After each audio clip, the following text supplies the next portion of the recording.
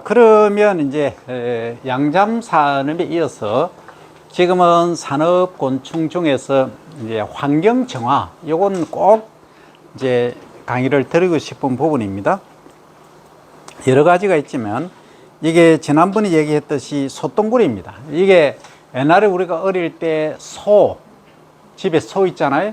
소 꼴 먹인다, 소 풀 먹이로 갔을 때 이제 사료 대신에 했을 때 얘들 이제 소가 똥을 누고 나면 거기에 이런 애들이 있어. 이게 소똥구리라. 이게 이제 굴리고 다니고 이랬어요. 이게 이제 소똥구리고, 그 다음에 이거는 뭐죠? 얘도 벌처럼 생겼죠. 그죠? 이런 애들이 이제 지파리류입니다. 파리류. 자, 이런 애들이 있다 하는 겁니다. 자, 그 다음. 이제 꼭 하고 싶은 얘기는 이겁니다. 우리가 최근에는 음식물 찌꺼기가 아주 많이 나오잖아요. 그 음식물 찌꺼기를 제거하는데 1등 공신이 뭐다? 얘입니다. 얘. 동해등해라는 얘입니다. 근데 이제 우리가 연구를 하는 입장에서 보면 안 할라 해, 아무도. 왜냐하면 음식물 찌꺼기 냄새가 지독하죠. 그 어차피 가까이 해야 되니까 코가 힘들어. 그래서 그 연구원들한테 이거 이제 시켜놓으면 아무도 안 하고 다 집에 가버리죠. 그래서 좀 아쉬움이 있어요. 하지만 얘는 꼭 해야 됩니다. 그래서 그러면 어떻게 하느냐. 그냥 이걸 음식물 우리가 한번 생각을 해보자고요. 음식물 찌꺼기가 아주 많다. 그러면 이걸 가지고 대량으로 해서 이제 처음에는 수분을 쫙 내보내지. 짜라서 쫙 해서 컴팩트하게 만드는 거죠.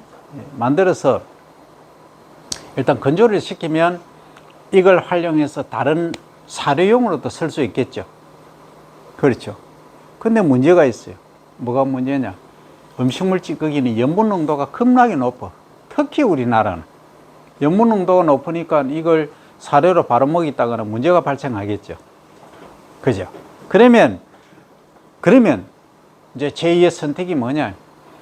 이걸 먹어도 안 죽고 잘 자라는 애를 한번 키워서 해보자. 간접적으로. 다이렉트가 아니고.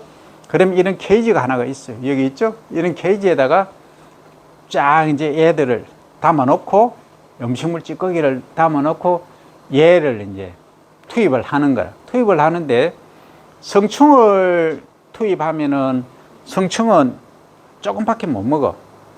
일명 파리입니다. 파리. 구더기라고 생각하면 돼요. 근데 유충을 딱 풀어 놓는다 하면은 기어다니면서 다 먹어. 그런데 가만히 실험을 해보면 이 통이 있으면 전체를 다 못 먹어. 거의 위에 3분의 1 정도만 해. 그러면 넓게 펼치면 되지 않느냐. 예, 됩니다. 그 개체수를 늘리고 여러 가지 방법이 기술적인 게 있죠. 근데 냄새가 너무나. 그럼 위에 이제 커버를 딱 덮어주겠죠. 산소를 깨끗한 걸 공급해 주면서 이제 그런 식으로 하면 조금 처음에 이제 투입비가 좀 듭니다. 드는 대신에 음식물 찌꺼기를 제거하니까 괜찮죠. 그러면 이제 내가 사업화를 하겠다. 어차피 우리가 스마트 농산업이니까 한번 해보자. 농산업에 포함되나요? 되죠. 어차피 음식물 찌꺼기도 농산물이었잖아. 어쨌든 좋다. 각 아파트에 음식물 지금 처리 기계가 있어요. 그죠? 다음에 몇 그램 뭐 하고 이렇게 차지시키고 하잖아요. 그러면 거기다가 거기는 이제 처리반에서 처리를 하지만은 여기다가 아까 얘기한 미생물, 그죠? 분해 미생물도 넣고 동해덩이를 투입하는 거예요. 투입해 놓고, 그러면 요게 자동으로 나중에 어느 정도 분리가 되면은 쫙 요걸 하고 옮겼다가 이렇게 해야 되겠죠. 그럼 동해덩에도 어느 정도 자라고 나면 어때요? 이제 파리가 되기 전에 얘를 이용을 해야 돼. 변태하기 전에. 그러면 얘를 그럼 어디다 쓸 거냐 하는 거지. 사료용으로 아주 좋아요. 단백질이 아주 많아요. 특히 이제 미꾸라지 있죠? 미꾸라지 사용하는데 동해덩이를 딱 투입하면은 미꾸라지가 요만한 것이 이만히, 뭐 거짓말 좀 못해서 이만해져. 뱀 돼버려요. 그 정도로 단백질이 많고 효과가 좋은 거예요. 동해등에. 그렇게 활용을 할 수 있다. 그죠? 그러면 이게 시스템화 돼야 된다. 사업이라고 하는 것은, 산업이라고 하는 것은 시스템화 되지 않으면 안 됩니다.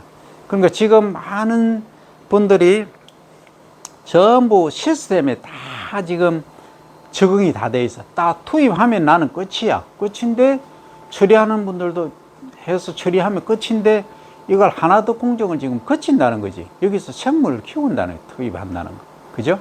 그러면 다시 또 분리를 해야 된다는 그런 번거로움이 있기 때문에 쉽지는 않겠지만, 그러면 이거 가정에서 만약에 한다고 한번 생각해 보자고. 가정에서. 그러면 음식물 찌꺼기가 나왔다 하면은 이걸 이제 화분 같은 데 있다.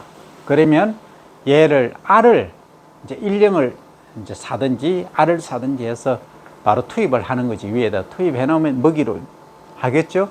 그러면 가정에서 예를 들어서 요거 하나 이제 한 세트 구입하는데 10,000원이다. 예를 들어서 10,000원 하면 어때요? 이걸 이제 분해해서 동해덩이가 만들어졌죠. 동해덩이가 이제 만들어졌어. 그럼 이걸 수거하는데 생으로, 예를 들어서 생으로 해서 매입을 하는, 그런 미꾸라지 키우는 사람, 잉어 키우는 사람, 그죠? 이런 분들이 이제 필요를 한단 말이죠. 그러면 이걸 그분들은 가져가서 건조를 시켜서 사료와 간접으로 이렇게 인다이렉트를 할 수도 있지만, 이걸 바로 생으로 가져가서 미꾸라지 사육, 잉어 사육한테 그냥 풀어볼 수도 있다는 거지. 그러면 뭐예요? 그냥 사료비 절감하고 아주 싸게 하는 거죠. 그럼 내가 처음에 얘를 가져왔을 때는 10,000원이 들었다는 거죠. 그죠? 10,000원이 들었는데 내가 판매해 보니까 20,000원을 받는 거야. 또는 뭐 15,000원을 받는 거예요. 그럼 가정에서 한 달에 음식물 찌꺼기 처리 비용으로 10,000원이 든다고 통상적으로 가정하면 이거는 어때요? 야, 내가 내 개인적으로 보면 내가 이거 집에서 키우면서, 그죠? 환경 정화를 하잖아, 일단. 그 다음에 또 뭐 합니까? 좋은 일에 또 쓰잖아.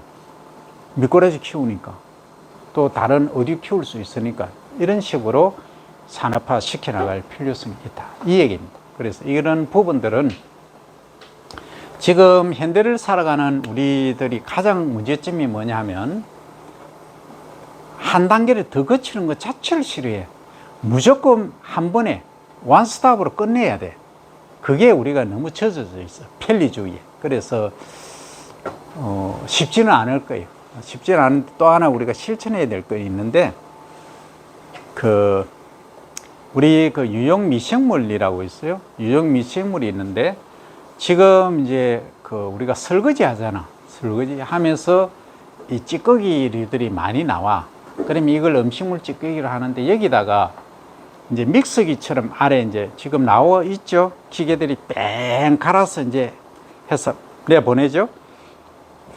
거기에다가 EM을 투입하는 거지. 그러면 어느 정도 같이 이렇게 설려 나가면서 분해되면 나중에 이제 예를 들어서 시냇물로 나온다, 강물로 나온다는 아주 깨끗하게 된, 어떻게 보면 정화된 물처럼 나오는 그런 시스템, 제도가 필요하다는 거지. 이미 선진 일부 지역에서는 하고 있어요.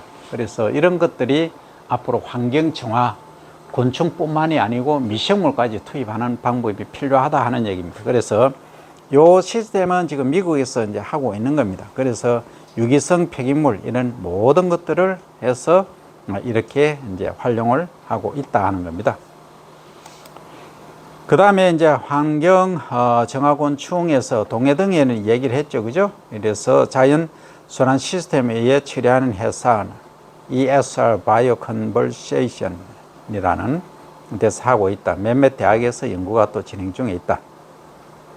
그 다음 환경 정화곤충이 동해등이를 실내에서 대량 증식시킬 수 있는 기술을 개발해서 2011년 국가과학기술 우수성과 100선에 선정되기도 했고, 농촌진흥청에서는 2011년부터 13년까지 새기술 시범사업을 전국 11개 시군 지자체를 통해 동해등의 사육기술 및 장치를 보급하여 음식물 쓰레기 처리와 번데기를 양계 사료로 활용하고 있고, 현재 동해등에 사육하는 농가는 약 60농가에 있다. 동해등에는 음식물 쓰레기를 분해 또는 변환할 수 있는 능력이 탁월할 뿐만 아니라 분해된 음식물에서도 냄새도 나지 않아 텃밭이나 화분 등의 훌륭한 퇴비로도 쓸 수 있다.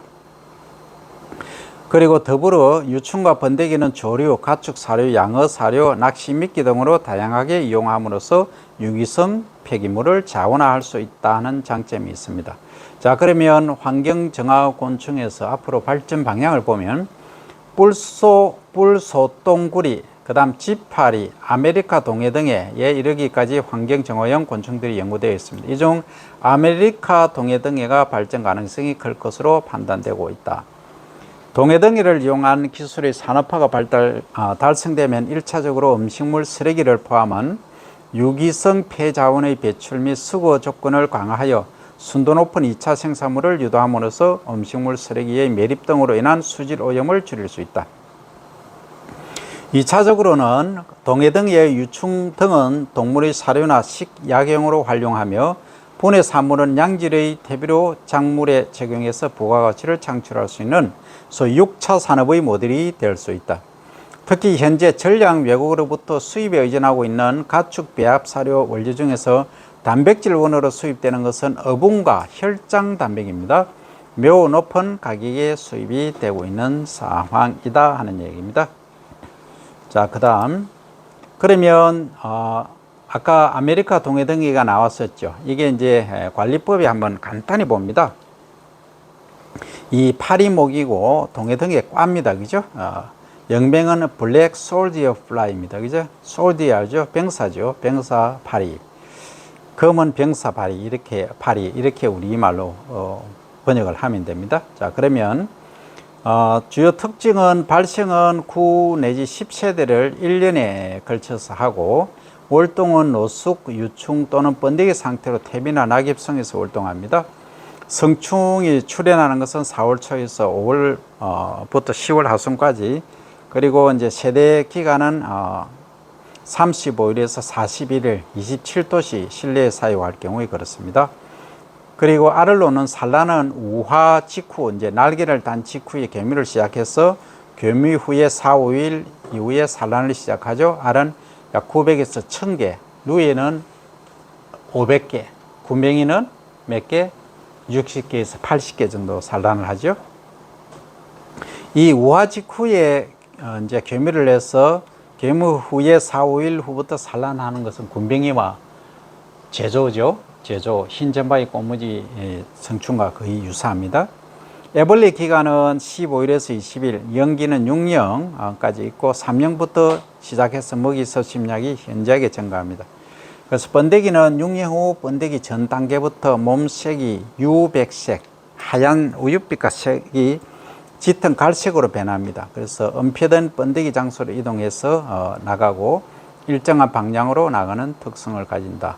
자, 요거는 이제 성충은 일반 파리와 달리 인간에게 해를 주지 않습니다. 성충 구기가 특이해서 섭식 후에 역류시키지 않으므로 병매개가 없다. 그 다음 전 세계적으로 위생곤충으로 취급되지 않고 있다. 인간 거주지를 침입하는 경우가 거의 없다. 알은 4, 5일, 유충은 14일, 번데기 14일, 성충 5 내지 8일로 총 37일에서 41일 정도, 한 40일 정도 되죠. 27도씨에서 이렇게 사육한다.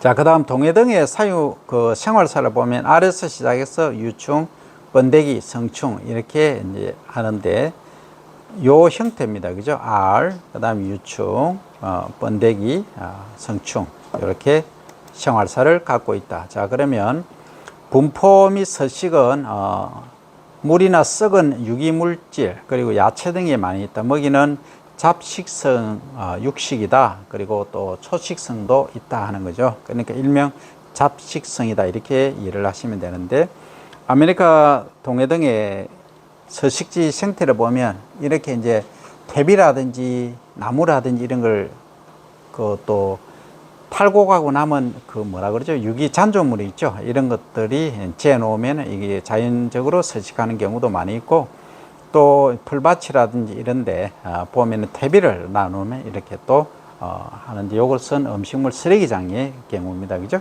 이거는 생활 쓰레기장, 퇴비사 이런데 축사 같은데 많이 서식을 한다는 거죠. 자, 그러면 동해등해를 어떻게 활용하느냐? 이제 원래 식성 자체는 유기성 폐기물이죠. 음식물, 쓰레기, 부패한 과일, 야채, 그 다음에 식품, 가공물에 남은 잔여물이나 가축 배설물 이런 것들을 먹습니다.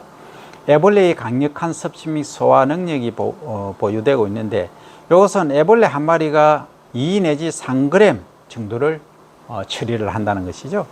그리고 음식물 쓰레기 전문 처리 곤충으로 유도를 하고, 유기성 폐기물의 친환경적인 식물 처리는 애벌레에 의해서 처리된 음식물 쓰레기 부피가 58%, 무게가 30%, 무게를 한 30%까지 줄일 수 있다. 그래서 이것을 좀 더 이제 잘 활성화시켜서 100%는 어렵겠지만 거의 한 90% 이상까지 하면은 어느 정도 활용도가 안 높겠나 이런 얘기입니다. 그 다음 섭식이 끝난 노숙 애벌레 및 번데기를 동물 사료 등으로 이용한다. 그 다음에 유기성 폐기물, 분해물을 작물 퇴비로 활용하는 방법도 있다. 그래서 음식물 쓰레기를 이렇게 두고 여기서 동해덩이를 투입하면 이렇게 됐는데 3일 지나면 어때요? 완전히 이제 다르죠, 그죠? 이것은 음식물 쓰레기 10kg을 애벌레 5,000마리를 투입하는 경우, 투입 후 3 내지 5일이면 음식물 쓰레기의 80% 이상이 분해된다. 조금 전에 얘기한 무게가 30% 감소된다는 것은 통상적으로 하고 있는 얘기고, 실험용으로 이제 고밀도로 투입했을 때는 이런 결과를 가져올 수 있다. 그러면은 얘가 조금 자라면은 음식물 찌꺼기를 소위 이제 조금씩 이렇게 투입해 주면 되겠죠. 우리가 소 사료 먹듯이, 돼지 사료 먹듯이 그렇게 해줄 수도 있다는 거죠. 근데 여기가 이제 냄새가 좀 안 난다고 하는데, 사실은 좀 음식물 찌꺼기 자체가 냄새가 많이 나죠, 그죠? 자, 그 다음 활용 주의사항은 동해등의 애벌레 및 번데기를 사료로 한다. 그래서 판매 가격을 가만히 보면 50g, 그러니까 425마리라고 하는데, 요게 15,000원 정도 하고, 미국에서는 톤당 하면은 8,000에서 4만 불입니다. 그러니까 만 불이면 얼마죠? 만 불이면 100, 만 불이면 1,320만원? 하여튼 1,300만원 정도 합니다. 그죠? 만 불이면. 그러면은 1톤에 1,300만원 정도 한다. 맞죠? 그 다음에 동해등의 애벌레의 영양 성분, 이제 건조시켰을 때 수분 빼고 해보니까 단백질이 45%도 대단하죠. 42%면 군뱅이가 56% 정도 되죠. 예, 상당합니다. 그 다음 지방이 35%입니다. 그 중에서 불포화 지방이 상당히 많아요. 그래서 이제 사실은 뭐 지저분하지만 않으면 내가 먹어도 되는데, 조금 그렇지. 이것은 군뱅이는 깨끗한 것에서 이제 우리가 사육을 하지만, 이건 음식물 찌꺼기 자체가 좀 그렇잖아. 그래서 좀 그래요. 그 다음에 섬유소가 7%고 물과 해분이 약 16.1%. 건조시켜도 물하고 해분은 존재를 하기 때문에 그렇죠. 그 다음에 아미노산 함량은 청어, 어분과 비슷하며 대두분말, 골육분보다, 골육은 뼈입니다. 뼈, 고기 이런 거 있잖아요. 많아서 우수한 품질의 물고기, 양식, 사료, 첨가제로 사용을 할 수가 있다 얘기입니다. 자, 동해등에, 그러면 동해등에가 먹고 이제 배설한 분변토라고 합니다. 그러니까 곤충 이런 애들이 이제 내 똥을 분변토 이렇게 말합니다. 이 분변토를 유기농 퇴비로 이용한다. 장점은 작물 생육을 촉진한다. 상추라든지 열무, 그리고 짠디 재배하는데 필요하다. 그 다음 비료 공정 규격에 적합하고 퇴비 원료로 또 사용이 가능하다. 그 다음 성분은 염분 1% 이하 및 유해 물질이 없다. 이게 이제 아주 핵심이죠. 음식물 찌꺼기 자체는 염분 농도가 3%에서 8%까지 막 다양합니다. 그러면 일단 우리가 동해등어를 키워서 이제 나온 걸 활용을 하면은 염분이 낮기 때문에 문제가 없다는 거죠. 그래서 이제 한 포로 했을 때 한 포가 20kg인데 요게 8,500원 정도 하죠. 그래서 이 분변입니다. 지렁이 똥입니다. 지렁이 똥이 아니고 이거는 그 동해등의 똥이죠. 그래서 지렁이 분변토 가격과 동일하게 판매가 가능하다. 이것은 지금 현재 이 가격이 농촌진흥청에서 2009년 10년에 이제 얘기한 겁니다. 이게 그럼 지금은 가격이 어떻게 변했을지는 모르겠어요. 자, 그럼 주의사항은 뭐냐면 먹이는 유기성 폐기물 중 주로 음식물 쓰레기를 이용하는데 먹이를 줄 때 동해등의 유충의 양에 맞게 주고 남은 음식물 쓰레기는 반드시 저온실 등에 보관해야 합니다. 절대 방치를 해서 부패하면 막 난리가 납니다. 썩은 냄새 지독합니다. 그 다음 사육실 내에 반드시 환기시설을 하여 수시 환기를 해줘야 된다. 악취 발생이 가장 문제죠.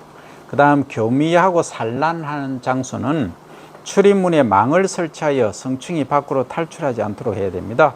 사육실 및 교미실의 온도는 27에서 30도씩, 습도는 60% 유지한다. 일단 굼벵이 사육 온도보다는 높죠, 그죠? 한 4, 5도씨 정도 높다. 그 다음 교미실은 반드시 자연광이 필요하다. 그러면 누에 같은 경우는 그냥 형광등 하나만 켜놔도 되지만, 백열등이나 켜놔도 되지만, 얘는 동해등에는 반드시 자연광이 필요하다 이겁니다.